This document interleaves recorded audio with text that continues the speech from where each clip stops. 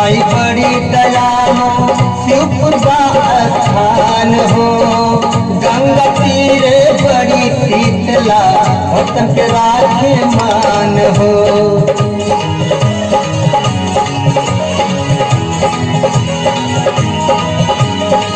कोटवा बाजार चल मुक्तिनाथ मंदिरिया, गंगा किनारे मंगला माई कयटरिया।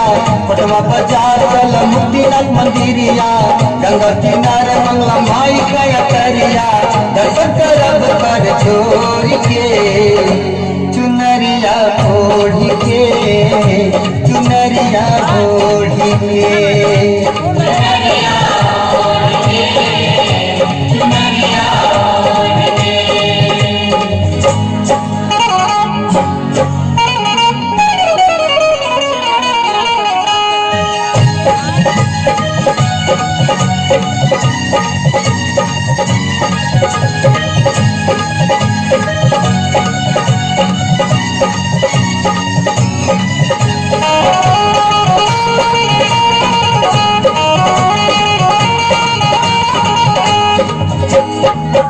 नगर में ज्वालामुखी के तीर जग से न्यारी बा।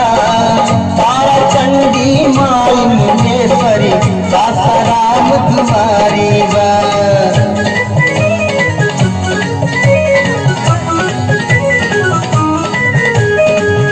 आवे धाम गोपालगंज जे दर्शन करके आइल बा। श्रद्धा भाव से जे भी गइल ओकर मन सपुराइल बा।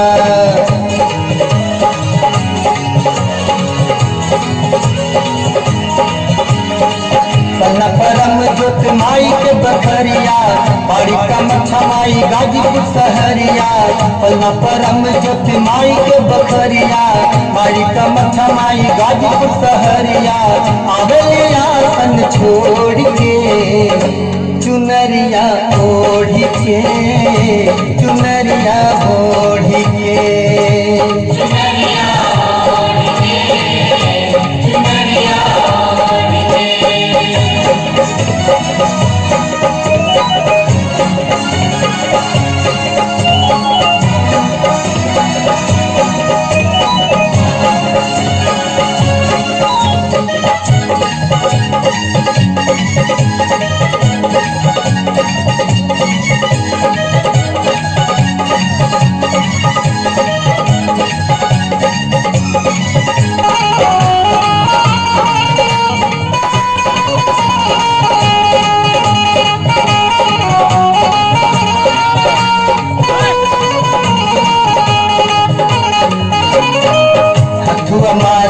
दुर्गा पूजा देखते भैली निहाल हो।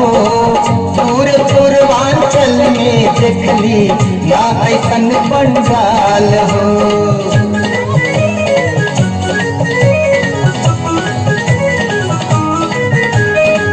माई के कृपा कुछ इहवा ना केहू कंगाल हो। काशी नगरी जे भी आइल हो माला माल हो।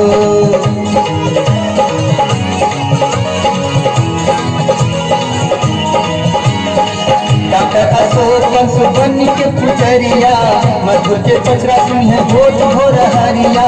डॉक्टर अशोक सुबन के पुजरिया, मधुर के पचरा सुनिए होठ भोर हरिया। जग झमेलवा के छोड़ के चुनरिया ओढ़ के, चुनरिया